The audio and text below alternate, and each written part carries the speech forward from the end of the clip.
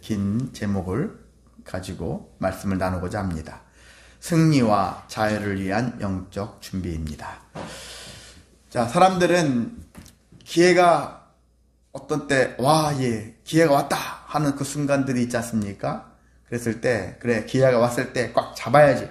그건 당연하죠. 잡아야 되겠죠. 근데 잡아야 되는데, 어떻게 잡느냐에 따라서 그 인생의 흥망성쇠가 또 다른 변화가 생길 수가 있습니다. 많은 사람들은 기회가 왔을 때 자기의 힘으로, 자기의 능력으로 그걸 믿고서 강하게 밀어붙여서 승리를 쟁취하려고 합니다. 그런데 신앙인의 삶은 그때 그걸 앞두고 한번 우리가 고민을 해보자는 거예요. 어떤 고민을 해야 되느냐? 영적 준비를 해야 되는 거예요. 내가 어떻게 해야지, 어떤 방식으로 해야지만이 참 승리를 이룰 수 있고 참 자유를 얻을 수 있을까? 그렇지 않으면은요, 세상 방식대로 흘러갈 수 있어요. 교회가 그런 모습들로 인해서 가득 찬 교회들이 많거든요. 세상에서 하는 방식을 그대로 교회에서도 따와가지고, 우리가 어릴 적에 보면은 교회 뒤에 뭐가 붙어 있잖아요. 성미를 누가 했는지, 11조를 누가 했는지, 뭐 이런 거, 전도를 몇 명 했는지, 성경을 얼마 했는지, 성과로 해가지고 사람들을 평가하고 이런 식으로 하잖아요. 교회가 그런 거 하는 곳입니까? 저는 그거 어릴 적부터 별로 마음에 들지 않았거든요. 이건 하나님이 원하시는 방식이 아닐 텐데, 교회 세상에서 하는 그런 방식을 교회에서 그걸 막 하는 거예요. 근데 교회는 세상 방식이 아니거든요. 때로는 세상 방식의 것들과 교회 것이 일치되는 것도 있어요. 무조건 다는 아니지만, 근데 일부가 그렇게 같은 방식의 것들로 갈 때도 있다라는 거예요. 그렇지만 우리가 미묘하게 아니면 확연하게 다른 부분들이 있다라는 것이죠. 교회는 그걸 발견해야 돼요. 정말 세상 것과는 동떨어지게 완전히 다른 면들이 있다라는 것들을 염두에 둘 것이고, 세상 것과 유사하게 흘러가는 면들도 있다라는 것들을, 그리고 세상과 전혀 다른 방식이어야 한다는 것들을 인식하면서 우리는 그래도 교회가 해야 할 것과 하지 말아야 될 것들, 이런 것들을 잘 판단하면서 가야 한다는 것입니다. 교회가 가야 한다는 얘기는 제가 교회, 성전 같은 개념이잖아요. 우리 각 사람들이, 신앙인들이 그렇게 살아야 한다는 의미를 가지고 있습니다. 왜 그러냐면은, 여러분이 돈을 벌어야 되겠어. 그래서 열심히 막 해가지고 기회 왔을 때 돈을 열심히 벌었어요. 엄청나게 많이 벌었어요. 그런데 나중에 그 돈 때문에 패망하는 그런 사람들이 많잖아요. 돈 때문에. 건강을 위해서 열심히 운동을 했어. 그 건강을 회복했는데, 또 건강을 회복했지만, 건강이 좋아졌지만, 다른 것을 잃을 때가 있단 말이죠. 우리가 그런 것들 때문에, 이러한 영적, 신앙인들은 특히나 이러한 온전한 승리를 위해서, 참 자유를 얻기 위해서는 영적 준비가 충분히 있어야 한다는 얘기예요. 그러면은 내가 돈을 많이 벌었어도 교만하지 않아요. 내가 돈이 많이 벌리면 나도 모르게 어떤 사람들을 깔게 뭉개기 시작해요. 이게 사람들의 심리예요. 돈 많은 사람들이 돈 없는 사람들을 막 학대하는 이유가, 그 사람들이 근본적인 그런 마음가짐도 있다고 하지만 심리적으로 놀고 싶다라는 거예요. 갖고 놀고 싶은데 내가 갖고 있는 것은 돈밖에 없어. 그 돈으로 상대방을 깔아 뭉기면서 저 사람들이 고난 막 힘들어하는 면들을 보면서 즐긴다라는 거예요. 우리가 봤을 때는 말도 안 되는 소리 하고 있죠. 근데 이렇다라는 거예요. 그래서 우리가 어떠한 진정한 승리라는 거, 온전한 승리가 뭐예요? 참 자유가 뭡니까? 하나님이 원하시는 방식대로 우리가 그러잖아요. 돈을 많이 벌었어도 겸손할 줄 아는, 다른 사람들을 배려할 줄 아는 그런 마음들을 유지할 줄 알아야 되지 않겠습니까? 자, 그런 것처럼 우리가 이런 과정이 없으면 기회가 온 것 같아서 또 열심히 투자했는데 돈이 다 날아갈 수 있어요. 평생 동안 어떤 옛날에 교장까지 해가지고 은퇴했는데 그 돈을 퇴직금 받은 것을 어떤 데다가 주식에다가 어디에 투자했는데 다 날아간 거예요. 1년도 안 돼서 돈이 다 휴지조각 돼가지고 빈털터리가 된 그런 일들이 많다라는 거예요. 망하든지 흥하든지. 그런데 이 영적 준비가 없으면은 망하면 망한 대로 괴롭고요. 흥하면 흥한 대로 그 인생이 또한 어렵습니다. 그래서 제대로 된 온전한 승리, 제대로 된 자유, 살려면은 하나님이 원하시는 모습대로 순종하면서 살아야 되는 것인데, 그러려면은 제대로 된 하나님이 원하시는 방식의 우리가 준비를 해야 한다는 것입니다. 자, 이스라엘 백성들이 어떻게 됐습니까? 이미 그들은 약속을 받은 민족이라 해요. 이미 약속을 받았습니다. 그리고 하나님께서는 틈틈이 그들에게 어떤 기적과 같은 일들을 허락해 주셔서 그런 약속들이 준비되어진 과정들을 그들이 지켜봤어요. 그럼에도 불구하고 그들은 끝까지 계속 원망했고 의심을 했어요. 이걸 거두지 않아요. 여러분도 그렇지 않습니까? 저도 그랬어요. 하나님을 믿으면서 얼마나 많이 원망했고 또 의심을 했습니까? 설마 그때는 어떻게 됐는데 지금도 앞으로도 해주실 거라고? 그건 장담 못하는데 이렇게 의심하면서 오지 않았습니까? 앞으로도 계속 될지도 몰라요. 근데 하나님께서는 그걸 원치 않는 것이죠. 우리한테 의심하지 마라. 원망하지 마라. 끝까지 나를 신뢰하라. 그렇게 약속을 하고 있어요. 왜? 하나님은 신실하신 분이다. 나는 약속을 반드시 지켜. 너한테도 지킬 것이고 너의 후손들한테 대대로 모든 백성들에게 내가 한 약속을 계속 지켜나갈 것이다. 그게 하나님의 뜻 아니겠습니까? 이렇게 근데 이스라엘 백성들은 의심과 원망으로 광야 40년이라는 시간을 보냈어요. 그렇게 보냈어요. 중간에 하나님께서 또 모세에게 책망받고서 이미 일부가 다른 족속들을 치러 갔죠. 모세가 야 언약궤도 안 갈 거고 나 참전 안 할 거다 했는데 지들 마음대로 참전했다가 어떻게 됐습니까? 다 망했잖아요. 전쟁 3회 때는 다 패망했단 말이에요. 이런 식으로 뭔가 준비 없이 아무것도 없이 그냥 기회가 왔으니까 막 일을 저지르는 경우가 많은데 조심해야 한다는 얘기죠. 더 신중해야 한다는 얘기입니다. 야, 지금 어떤 상태입니까? 이들에게는 요단강을 딱 건넜어요. 건넜더니 우리가 안 읽었지만 5장 1절에 보시면 뭐라고 되어 있습니까? 요단 서쪽에 여기는 아모리 사람들 있죠. 아모리 족속들이 있는데 왕들이 있고 가나안 해변가에 있는 그런 수많은 왕들, 족속들이 있는데 그들이 보니까 요단물이 가득 찬 범람하고 있는 상태인데 여호와라는 신이 요단물을 딱 끊어버리고 이스라엘 백성들이 거기를 건넜다. 이건 초자연적인 일 아닙니까? 그냥 사람들이 어떻게 배를 만들어서 어떻게 해가지고 건넜대. 그냥 그렇대? 해가지고 이렇게 생각할 수 있겠지만 갑자기 물이 딱 끊겨서 사람들이 건넜다라는 거예요. 그렇게 했다라는 것들을 알고서 어떻게 합니까? 요단물을 여기 말렸다고 했어요. 말리시고 우리를 건너가게 하셨음을 듣고 그들이 왕들이 마음이 녹았다. 마음이 녹았고 이스라엘 자손들 때문에 정신을 잃었다. 아이고 정말 저기는 여호와라는 어떤 신이 있는데 그 신이 이스라엘 백성들 편에서 우리를 멸절하려고 하는구나. 저것들이 우리를 멸망시키려고 하는구나 하는 것과요. 보이지 않지만 어떤 강력한 신이 그들과 함께 한다 했었을 때 오는 두려움이 더 크거든요. 여러분도 그렇지 않습니까? 어떤 신 들린 사람이 무섭잖아요. 흔히 말해 세상을 봤을 때는 미친놈이 무섭잖아요. 무슨 신이 들어갔잖아요. 그 미친놈이 무서운 거예요. 말릴 수가 없는 거죠. 그러니까 이스라엘들이 봤을 때는 여호와라는 자기들은 경험도 못했던 신 같은데 그런 신인데 자기들이 믿었던 신보다도 더 강력한 일을 벌인 신이 있잖아요. 어떻게 저 신을 이겨?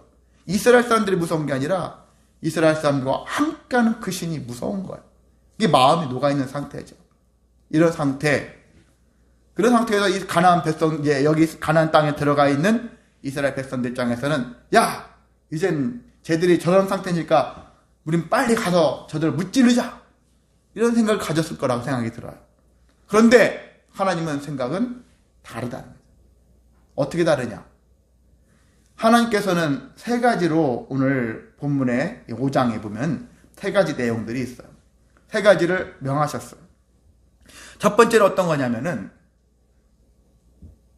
첫 번째 성이 이제 여리고 성이 될 건데 여리고 성 치기 전에 너희들은 할례를 시행해라. 할례를 시행하라는 거예요. 아니 할례를 하려면 요단강 건너가기 전에 할 것이지. 요단강 건너가고 나면은 적지예요, 적지. 적지 안에서 남자들 20살 아닌 지 8일 이상 할례를 다 받아야 된다 생각해봐요. 적군들이 그걸 알고 있다 생각해봐요. 어떻게 되겠습니까? 막말로 초정 박살나는 거예요. 여자들은 할례를 안 하지만 남자들은 하잖아요. 포경수술 하잖아요. 하고 나면 며칠 동안 진짜 꿈쩍도 못해요. 제대로 걸어가기 힘들어요. 그 정도로 힘든 일입니다. 근데 할례를 행하라는 거예요. 그 이유에 대해서 여호수아는 두 가지 측면에서 얘기를 했어요. 6절에서 두 가지가 나왔는데, 첫 번째는요, 지금까지 이스라엘 백성들은 광야에서 태어난 2세대들 있잖아요. 1세대들은 다 죽었어요.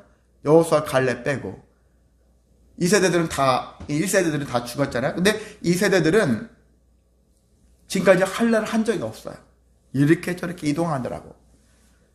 할례를 하지 않았기 때문에, 그래서 할례를 받지 않은 자들이기 때문에 할례를 하는 거예요. 뿔뿔이 흩어지면은 하든지 안 하든지 뭐 할 거잖아요. 그러니까 더 다른 땅을 차지하기 전에 공동체 안에서 할례를 집단으로 하는 것이죠. 자, 할례는 무엇일까요? 할례라는 의미는 너는 내 거야 라는 어떤 표시라고요. 우리가 가끔 하나님께서 우리를 인치셨습니다 그러잖아요. 인쳤다. 그게 무슨 뜻일까요? 인이라는 것은 도장을 얘기해요. 도장. 여러분의 말 같은 거나 뭐 이런 거 동물 같은 거 보면은 인친 표시가 있잖아요. 요즘 뭐 귀에다가도 이렇게 뭐 돼지 같은 경우도 표시를 하잖아요. 자른다든지 말에다가 어떻게 합니까? 불에 달군 걸로 엉덩이 같은 데 탁 지져가지고 이건 누구 거다? 이건 내 거다. 그런 의미예요. 그래서 이 머시매들이지만 남자들에게 인쳤다는 얘기죠. 너는 내 것이야 라고 할례. 남들에게 쉽게 보이진 않지만 그 몸의 가장 소중한 부분 중에 한 곳에다가 그런 표시를 하는 거예요. 표징이. 언약의 표징이라는 것이죠. 너는 내 것이다라는 언약의 표징. 그래서 하나님의 백성이다라는 표식을 몸에다 두는 거죠. 사실 여러분도 뭐 여자도 마찬가지지만 남자도 하루에 한 번 이상은 어쨌든 봐야 될 거 아니에요. 그죠? 보는 곳이에요. 그러니까 생식기 지금 계속 봐야 되는 거죠. 보면서 무슨 생각하느냐? 그냥 나는 하나님의 것이다 라는 생각을 할 수 있게 하는 것이죠. 나는 더 이상 내 능력으로 사는 존재가 아니라 하나님의 것으로 하나님의 능력을 따라서 하나님의 인도를 받고 하나님의 은혜로 살아가는 존재다 라는 것들을 한번 떠올리라는 것이죠. 그런 의미로 받아들여야 한다는 것입니다. 그러나 오늘날 모두에게 또한 이렇게 할례가 필요하느냐? 그렇지 않은 것이죠. 이미 구약에도 나와 있는 얘기지만 실제 중요한 할례는 어디다 하라겠죠? 마음에 해라. 바울이 얘기했죠. 로마서 2장 29절에도 마음의 할례를 해라. 육체에 했냐 안 했냐 이거 가지고 이스라엘 백성들은 나중에 후손들이 막 따져요. 했냐 안 했냐 그거 가지고서 엄청 중요하게 여겨서 하지만 더 중요한 것은 마음의 할례가 중요하다는 거죠. 몸에는 했지만 그렇게 교회는 다녔지만 구원을 못 받은 사람들이 있단 말이에요. 교회 생활을 수십 년 하고 그 누구보다 봉사활동하고 많이 전도도 하고 또 뭐 여러 가지 많이 했지만 정작 예수님을 안 믿는 사람도 있단 말이에요. 이런 사람들이 있단 말이에요. 더 중요한 건 그래서 어떤 행위적인 거나 겉에 표식나는 행위가 아니라 마음의 할례가 더 중요하다라는 것을 알아야 하는 것입니다. 자, 또 여호수아는 어떤 가지를 또 얘기했냐면은 왜 지금 이 할례를 행해야 되느냐? 할례의 의미를 대해서 여기는 이제 1세대 6절에 보면은 그 나오죠. 하나님께서 이들에게 1세대들 있잖아요. 1세대를 죽은 이유를 생각할 때 그들이 왜 지금 약속을 받지 못했고 광야에서 죽어야만 했는가 했었을 때 그들이 하나님의 여호와의 음성을 청종하지 않았다. 그 얘기 뭡니까? 순종하지 않았다는 얘기거든요. 듣기는 들었는데 그대로 따르지 않은 거예요.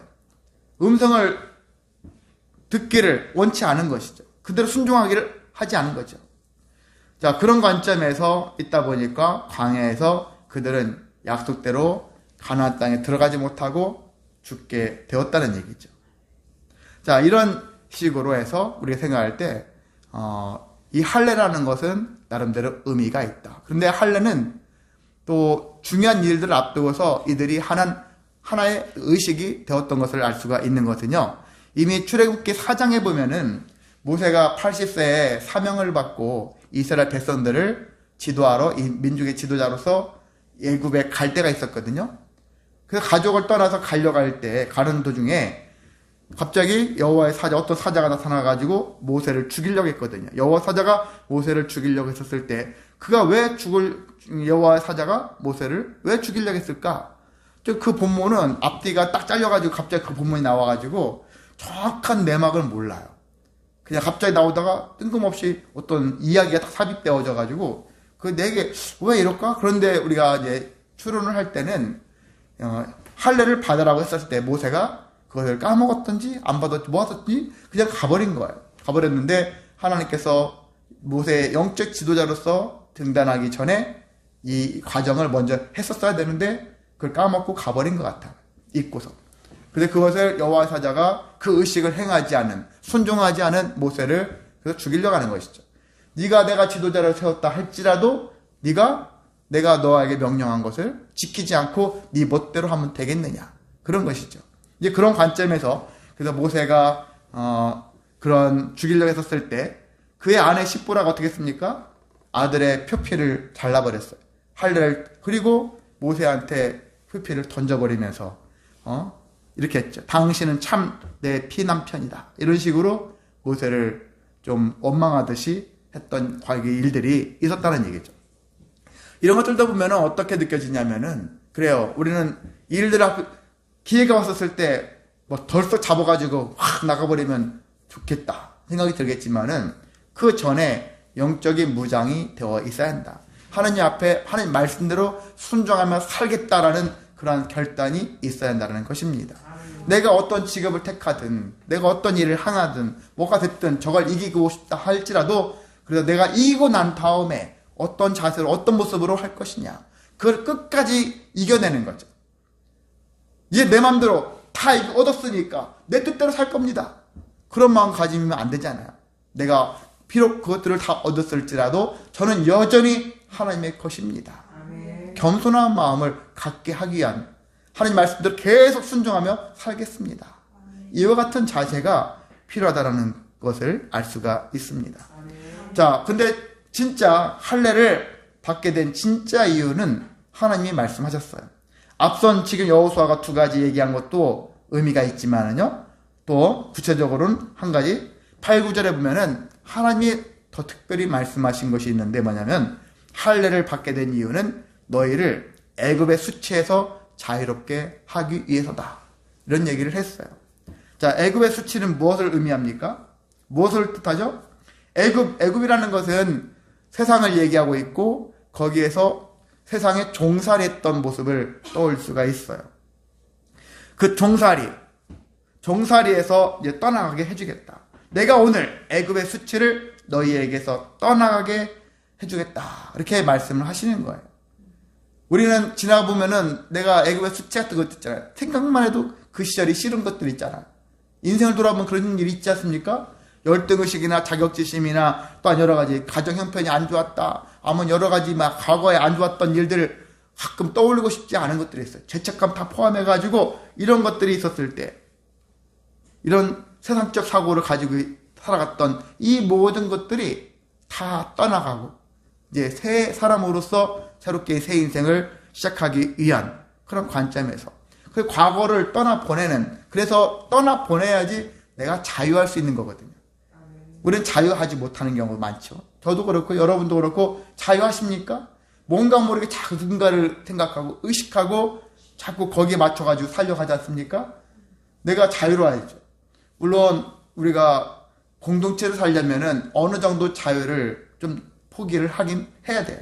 공동체를 위해서 나의 자유를 조금은 절제할 필요는 있지만은 근데 그런 것은 거기에 맞게 자유를 절제를 해야 되지만 근본적 자유라는 것들이 있는데 그건 억제하면 안 되는 거예요.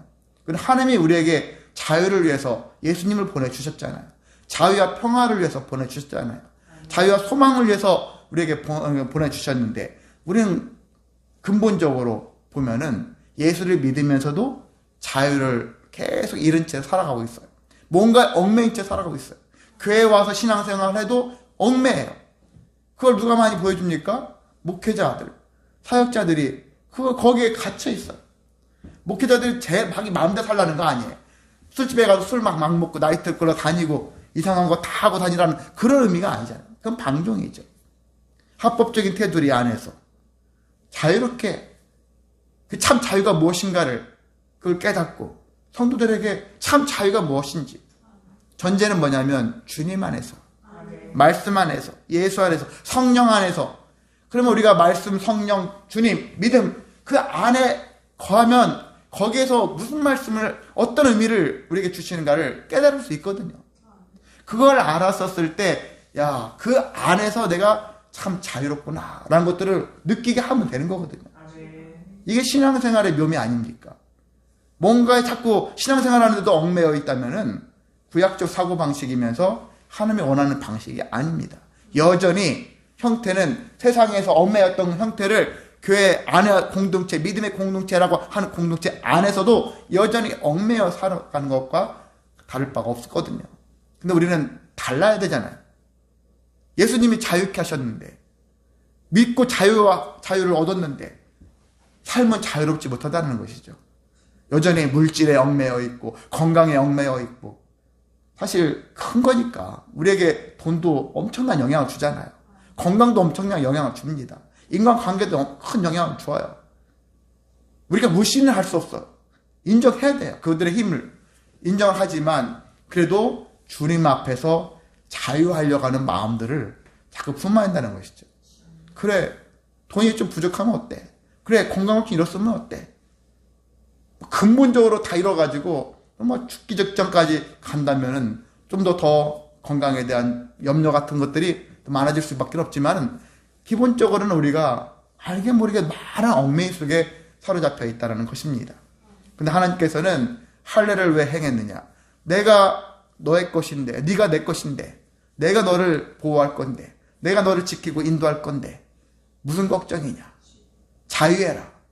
그 옛날 걸 다 떠나버리고 옛사람의 삶을 벗어버리고 새로운 인생을 살아가라. 그렇게 하나님께서 자유를 주기 위해서 그렇게 하셨는데 우리는 여전히 옛날에 얽매일 때가 많다는 것입니다. 그래서 애굽의 수치 해필이면 이들이 처음에 거했던 곳이 어디라겠죠? 지난주에 돌을 12개 돌을 세운 곳이 어디입니까? 두자잖아. 두자. 길갈이에요. 길갈이란 뜻이 무엇일까요? 길갈. 굴러간다는 뜻을 갖고 있어요. 굴러간다. 그래서 여기서 하나님이 괜히 얘기하신 거 아니야. 내가 오늘 애굽의 수치를 너희에게서 떠나가게 한다를 다른 말로 표현해서 굴러가게 하겠다. 하셨다. 이렇게 선포하신 거예요. 옛 것들이 다 굴러서 저쪽으로 다 가버리고 나에게는 현재와 미래를 향하여 나아가는 그런 은혜만 존재한다. 라는 것들을 발견할 줄 알아야 하는 것입니다. 자, 그래서 우리는 이렇게 할례에 대한 부분들을 여호수아의 2가지와 그리고 하나님께서 진짜 애굽으로부터 자유하게 되어진다라는 이 사실들에 대한 얘기를 했었습니다. 그래서 두 번째는 뭐냐면 너희들이 이 길갈에서 진을 쳤는데 곧 그가 이제 14일 날 유월절이 다가오거든요. 여리고 평지에서 유월절을 보냈어요. 첫 번째 유월절. 어떻게 보면 첫 유월절을 보낸 다음에 처음으로 그 다음으로 두 번째 지낸 그러한 유월절이거든요. 유월절을 지켜야 했습니다. 자, 그 이튿날에 그들은 그 땅의 소산물을 먹었다겠죠? 그리고 무교병과 볶은 곡식을 먹었다고 했습니다. 그 땅의 소산물을 소산물을 먹은 거죠. 그랬더니 어떤 일이 발생했습니까? 다음날 만나가 그쳤더라. 지난 40년 동안 만나가 계속 매일같이 임했는데 그 땅의 소산물을 먹은 뒤로 그 다음날부터 만나가 그쳤다라는 거예요. 그럼 하나님의 은혜가 끝났으니까 더 이상 하나님 우리를 지켜주시지 않는구나. 그런 의미입니까? 그게 아닌 거예요. 광야에서는 계속 활동을 움직여야 되니까 먹을 걸 구하기가 너무 힘들었던 거예요. 근데 가나안 땅은 흔히 뭐라고 합니까? 젖과 꿀이 흐르는 땅이에요. 그 땅에서 먹을 것이 풍성해요. 거기다가 하나님 굳이 만나를 주실 필요는 없는 거죠. 이제 다 보이는 게 너희들 것인데 이미 예비해 놓으신 거니까. 자, 그래서 그 만나는 다시 얻지 못했죠. 어떤 사람들은 아쉬워할 법도 했지만 새로운 땅에서는 새로운 은혜가 있다라는 것을 알아야 되겠죠. 자, 그래서 우리는 할례는요, 어떤 일이냐면은 하나님과 가장 더 어떻게 하면 가까이 갈 것인가, 가장 가까운 분이라는 것들을 인식하게 만드는 게 할례라면은, 유월절, 무교절을 이렇게 먹는 것은 하나님과 어떻게 하면 더 가까이 갈 수 있을까, 이것을 고민할 수 있게끔 하는 장치라고 볼 수가 있습니다. 그래서 우리가 지금 1번, 2번, 2번 다 무엇과 관계 있죠? 이 영적 준비에서 다 하나님과 관계 있는 거예요.